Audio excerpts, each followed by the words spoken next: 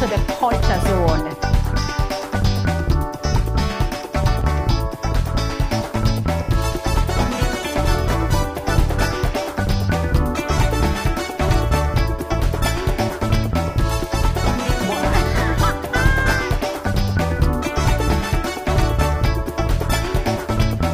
Well, hello and welcome again to the Culture Zone. Why do I always sing? I have no idea, but I think I really want to sing. But today, we're going to do a lot of talking. We're going to talk to a lady who's an internet sensation. She's a cultural storyteller from, guess what? Guyana! My new found friend, my new neighbor, my new partner in crime, because her love and passion for her culture equals none other than mine. But anyway, I'm going to talk to her. I will share her with you. But what I found out in talking to Dionne is the issues that she has in Guyana, similar to mine, where people in my country, Jamaica, has problems with our language. Yes, our native tongue. You know what I'm talking about. So this is what I discovered in talking to my new friend, Dionne Glasgow Douglas. Her country, Guyana, they also have issues with their language. Yes, their native tongue. Just like we used to have a problem with our native tongue, the Jamaican language. But you know, me never have a problem from morning, because from Miss Lou make this acceptable on the international stage, and even long before that, from me, yay high, I always felt this concern, this connection with my Jamaican tongue. So here's what I'm going to share with you, that Miss Lou wrote this piece many years ago, and today you can actually recite it as though it's happening, because people are still out for the language, like them have a problem and want to kill it. So Miss Lou titled this piece, Bans Are Killing. So, are you the man me hear about? Are you them say that take whole heap of English out so that them going kill dialect? Let me get it straight, Master Charlie, for me not quite understand. You're going to kill all English dialect or just Jamaica one? For if you're equal up with English language, then what make? You're going to feel inferior when it comes to dialect. If you can't sing Linstead Market and water come on my eye, you will have to tap sing Old Land Side and Coming Through the Rye. That's the language where you're proud of, where you honor and respect. Poor Master Charlie, you never know say that it spring from dialect. That them a try to turn language from the 14th century, 500 years gone, and then got more dialect than we. You have to kill the Lancashire, the Yorkshire, the Broad Scotch, and the Irish brag before you start kill me. You have to take that Oxford Book of English verse and tear out Chaucer, Lady Grizzel, and plenty of Shakespeare. When you don't kill wit and humor, when you kill variety, you will have to find a way to kill originality. And Master Charlie, I know you'd read them English book there on your shelf.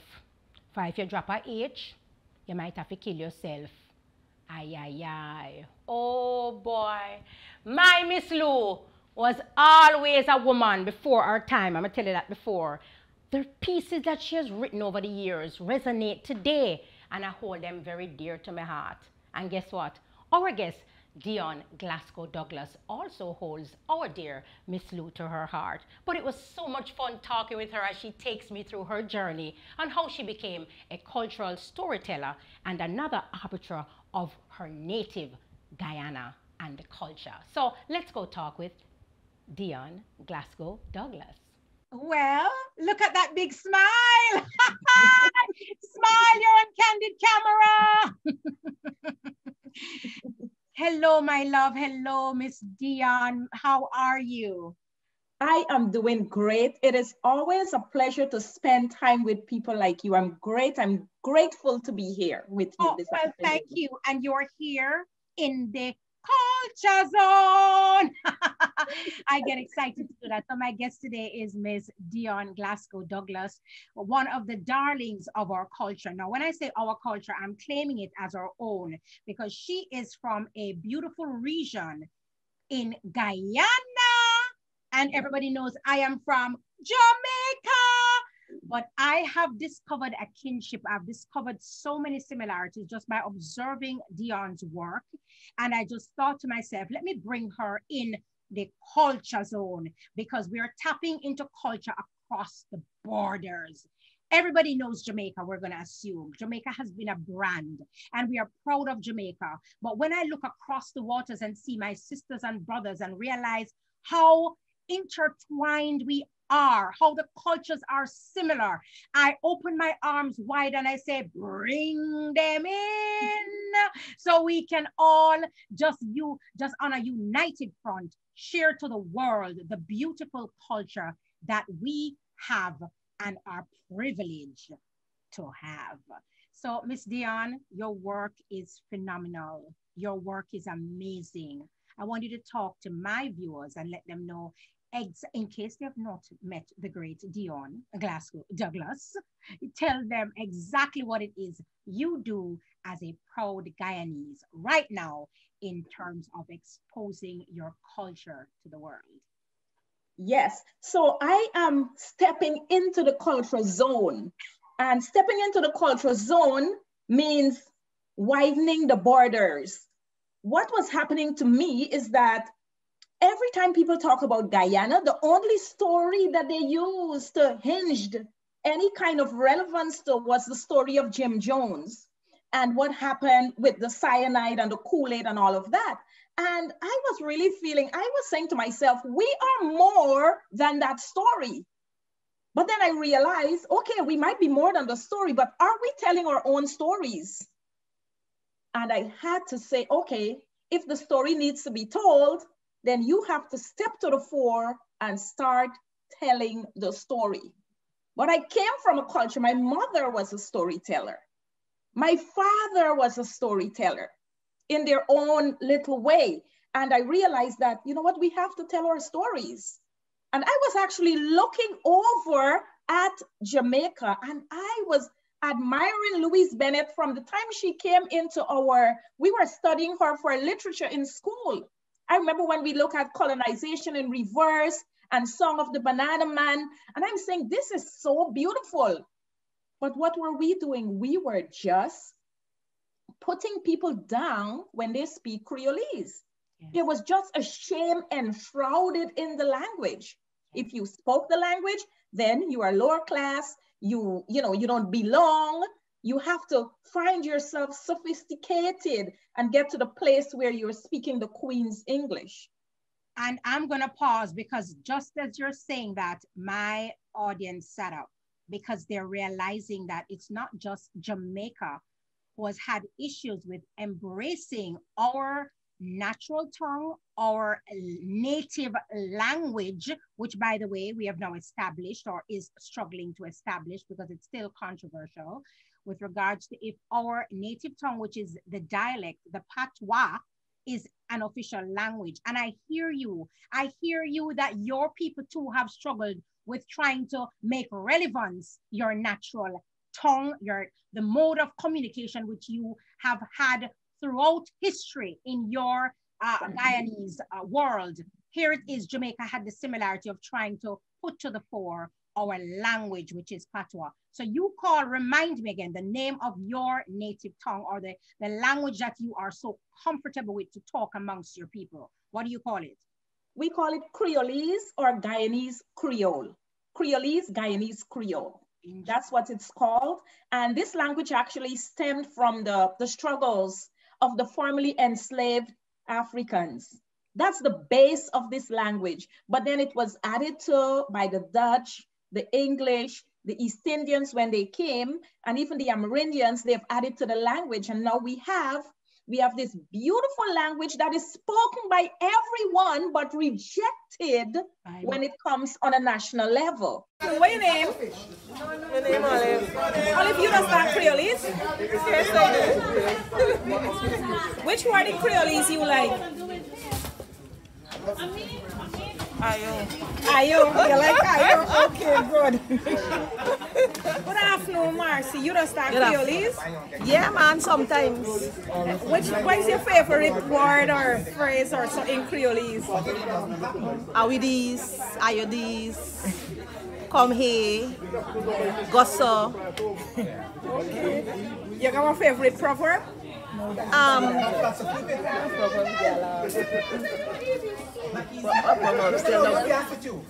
Me never know if a barking dog sell up by dog. You don't know. Hand wash, hand make hand come clean. But then hand wash, hand make water get dirty too. Everything in come pass you and go, everything come knock you and go. Exactly. That means you been like go all over the place. Do you don't start Creoles? You will listen like sporadically. Why? You don't like it? It's just how I grew up in my home. I couldn't use much of it, so. Okay. Have you ever heard, do you have any word that even though you couldn't use it, that you don't say, oh gosh, if me could have only said this thing, you got any word or something? They're mostly small words like that, so. Okay. So you is what we would call in Guyana English dog. So white. What? She's an English dog. Hi, good afternoon. Do you talk Creoles? Most of the time. Oh gosh, tell me what's your favorite word? Let Abby go deso. Oh, I like the one. Your mother, your father, your grandmother ever teach you anything where you still remember up to today? Not really, but I've heard of this slang, Lil Dutty go build up. Oh, me like the one bad girl, one Dutty build up. Yes, yes. one Dutty build up. Yes. Wow. Good. Thank you so much. What I also realize is everybody in Jamaica, whether they want to believe it or not, everybody in Jamaica understands patois. Everybody in Jamaica doesn't frequently speak the patois. And everybody in Jamaica doesn't necessarily know how to write the language or necessarily knows how to read the language. But I can guarantee you, if I bump into a Jamaican anywhere and I said something very, very native, they will understand what I'm saying. Would you say that's similar to your situation? I think it's the exact same thing. And the thing with languages that came out of the people is that if you look around the Caribbean, we have perhaps about 80% similarity in Guyanese Creole and Jamaican Patois and the Creole that is spoken in the other islands. And what you find is that it's the exact same experience. We all know it. We all understand it. We all know the nuances. It's like our secret code. Yes. That when we meet with other people, I might say, "My look, she look pagli," you know. And it's only the people who are Guyanese who will be able to fully understand what I'm saying, and everybody else around, they will not get it. But still, this language doesn't get a seat at the table like standard English. It always has to be in the back. In the back. And the struggle continues. And I know here's when I'm going to now spring forward to getting to you and what it is you are doing about that particular issue. Yes. So for me, I started on a journey of self-acceptance. I think it has to begin with you first accepting that this is a part of me. I cannot say that I am something and leave out a major part of my story. So speaking Guyanese Creole is a major part of who I am.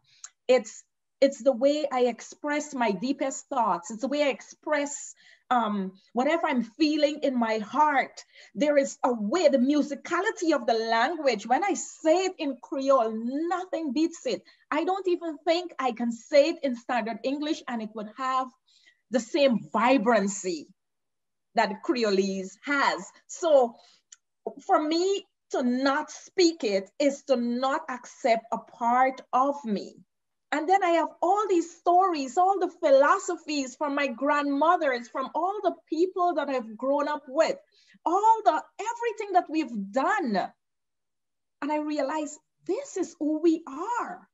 And the next thing is, in Guyana, we have so many issues that polarize us, separate us, politics being one of the major one, that I was thinking, what is it that we all have, that we can all hold on to, that will not be disputable? Yes. And I realized that it's this culture, it's this shared culture, it's this shared experience, what exists in our common psyche, and that is our language, our food, the way we live, our stories. Yes. And so I decide, you know what?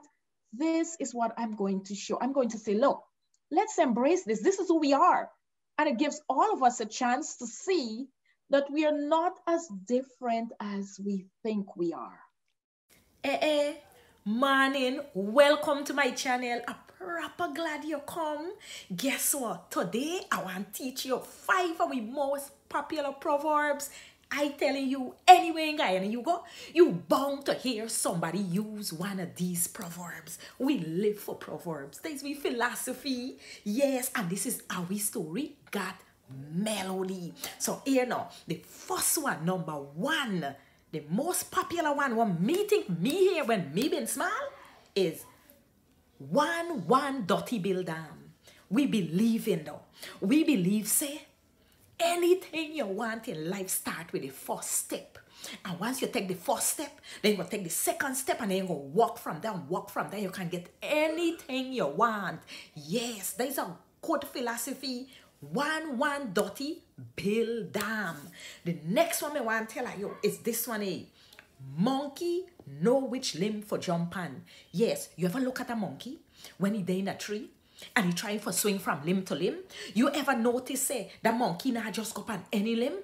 He choose the one where you know he go get the most advantage of for go where you want to go. It's the same thing with people. You understand?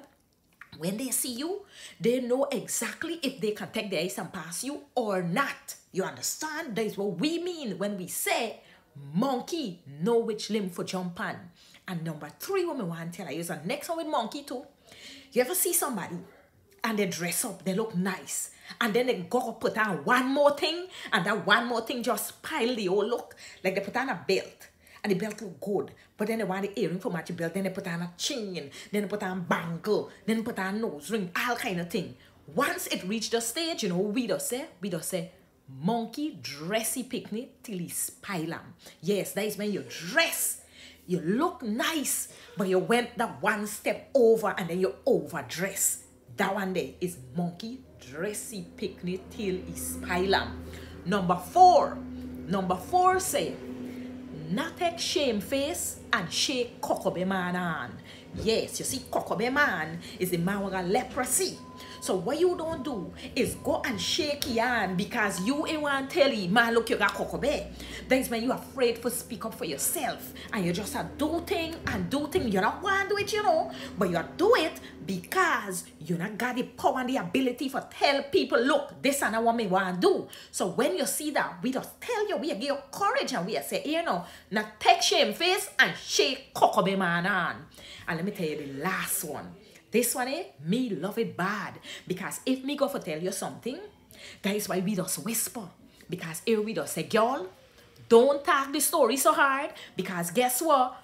Bush got ears and dirty got tongue. Yes, we believe that when you're going and talk, what's wrong, look wrong, and make sure that you know, say, Bush got ears and dirty got tongue. And we just even say, wall got ears. So you got to be very careful when you're talking. There's we philosophy. There's our story. And our story, sweet bad. Yes. On commonality across the region. And yes, that's why I was endeared to you when I first saw you. Our story got melody. Yes. And as I read that, I'm saying, yes, our story got rhythm and their story has the melody, but it's the same kind of flair. But I like when you say are we, so that tell me now what are we, what is that saying? Are we our, is that our? Yes, so in Guyanese Creole, the pronoun for our is awi or abi. It's awi or abi. Some can say awi story got melody, but awi story got melody is actually a Guyanese expression. You know, in Jamaica, you would say to someone, pop story, give me, and they will tell you the story. Well, when they listen to the story, after you've told them the story, we say in Guyana, what is story say? Okay? So that's the equivalent of pop story. Give me is what is story say. So when you say what is story say, and you tell me the story, if the story is very sweet, if I enjoy the story, I would actually say, oh God, Sophie, this story got melody. Yeah, exactly. And you know what is so true? The story has melody, but the language has rhythm and melody as well. Because as you know, Miss Lou, our dearly departed Miss Lou, may her soul forever rest in peace. Yes. She has always said our language is rhythmic. So with all that you're saying and delivering the story in your native tongue is going to be melodious. It has to be. Exactly. Oh, exactly. such color and flavor. So you have chosen to do this, and you started what was it? It first started. Let me know, what did you start first to start pushing this out there? Podcasts, or just talking to your last year I was, no, not last year, 2019 of December, I was home in Guyana, and I was thinking about the experiences I have as someone in the diaspora who goes home, and the kind of things that I've been exposed to over the years, you know, when you visit family. And I just turned the camera on, and I just became somebody who is welcoming our cousin home. And I just started talking, just like that. I just started saying, hey, girl, I'm glad you come. It's long time you come home, girl. Be so proper glad to see you. But if I tell you the picnic netting boss, because when you go home, some of the experience that people have is that, I don't know, they think that here it's lined with gold, so you have to go and provide everything. Guys, we just come from Guyana, so this is my first visit in a Dollar Tree. Me hear all kinds of things about Dollar Tree, and kind of, so now me come and me go try them. So you come with me, come, let me go you.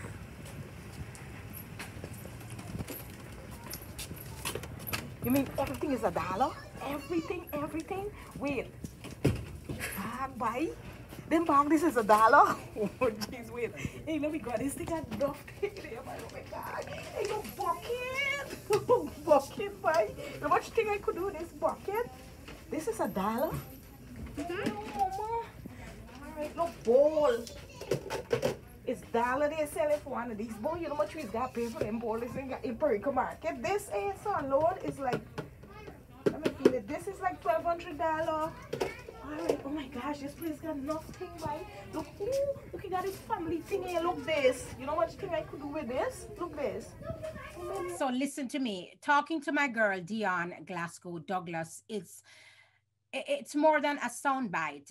We have to sit down and get and delve deep into this woman that in her time, she sees it fit to take on this big job of pushing her culture from Guyana across the borders and into the world at large. And the passion you have for your people, for your culture, it is infectious. I feel it as I'm watching. It's coming across to me on the screen. And of course, even though everybody knows I'm Jamaican and I'm proud of Jamaica, gone to bed, when I see a person of another country or region who's just as proud of their culture and it warms my heart. In everything that we do, we always find out if the family supports, what was the pushback, what was it like. When you decide to take this to the next level, how has the support been from your family? Well, I have to say that I am married to an amazing Jamaican man. And this man, we've been married this will be our 26th year of marriage. And this man has been supportive. If I say, like, if me just say, he will make the place so I can stand up on the kill. So he has been ultra supportive. And the children, I made it my duty from the time they were little, from before they could walk. I took them to Guyana. I would just leave them in their bare underwear. And when the rain was falling, I say, go run in the rain, play in the mud, immerse themselves in the culture. They walk barefoot. So they are, when you hear them speak, especially the boy, my youngest boy, Mikey, and my second daughter, they have the Guyanese Creolese down pat. Sometimes people don't even believe that they were born in the United States. So they've all embraced it. And, you know, the children, they're really good sports. Like I can say to them, okay, guys, let's do a video. And they say, okay, mommy, whatever you want. And, you know, they just embrace it. And they just do. Yes. Indulge you. And I see that. I've seen them in your videos, and it brings it home to me, even in a very special way, that your family is beside you with this, at least your immediate family, and riding, going along for the ride. That is amazing. And then when you use them and pull from them the knowledge that they have gained with what you have taught them, and you test the knowledge, I hear them sometimes, and I am also riding along with them, testing my knowledge too of what it is I remembered from some of your previous videos, because I'm learning as I go along, and we're learning together, your kids and I.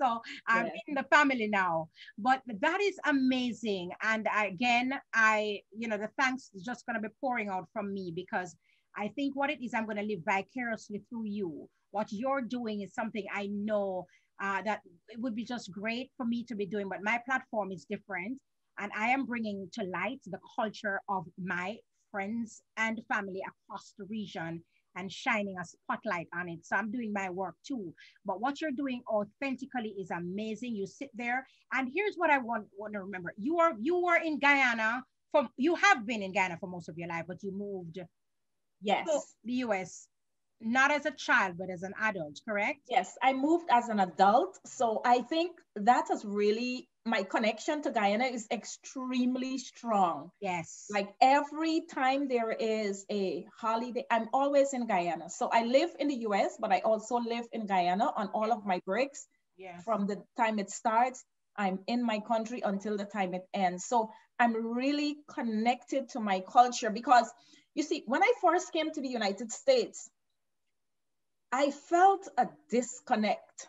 Yes. And this disconnect was, I felt as if I had to explain myself. My language became more visible because it was different. Everything was different. I didn't feel a connection to the ground, to the earth. I don't know how to explain this, but I like to feel connected to the earth. I like to feel at one with the earth. When I'm walking, I want to feel like I can sit anywhere and feel that this is home. And I wasn't feeling that. And the first time I went back home, I cried because I was no longer in a space where I had to say, oh, where are you from? People didn't even realize that I was aware, because I started speaking the Creole, and immediately everybody, there was nothing to explain. There was nothing to say. One girl just said to me, where you cooking for Christmas, girl? And I felt so good, because it's not where you from, what do you speak? It's where you're cooking for Christmas. And the girl didn't even know me, but that oneness with the land, with the people, it's a longing that can only be fulfilled when I'm in that space with my people. Yes, absolutely. I am so feeling you. I want you to know that I forever live in the culture zone. That's where I exist on a daily basis. That's where my mind is. That's where my body is. That's the space from which I teach my children the philosophy of their grandmothers from the culture zone. So I'm happy that I can be in the bigger zone with you this afternoon. Thank you so much for having me. What a woman. Dionne, Glasgow Douglas. You realize her journey, her issues are so similar to ours. Did you like the little piece when she just landed America for the first time and go to the dollar store? Me not throw a word, but I know say plenty of us have the same experience. You see with the finger point? Yes, man. Me did go in the dollar store and I was so taken. And you know how much things me buy, because in your mind, it just is so, you want to buy everything because everything is a dollar. So when you hear people from their native land speaking their true, born, authentic language, not skin up your nose, not turn up your face, just know that they are just so in love with their culture and their country and find a new appreciation, no? All right, so there we have it, another episode of the Culture Zone, where I, Sophia, always have fun talking to our guests and always want to do exactly as they do because they're just so impressive. So until next time, when we bring another guest to the Culture Zone, an artist worth remembering, walk good and behave yourself.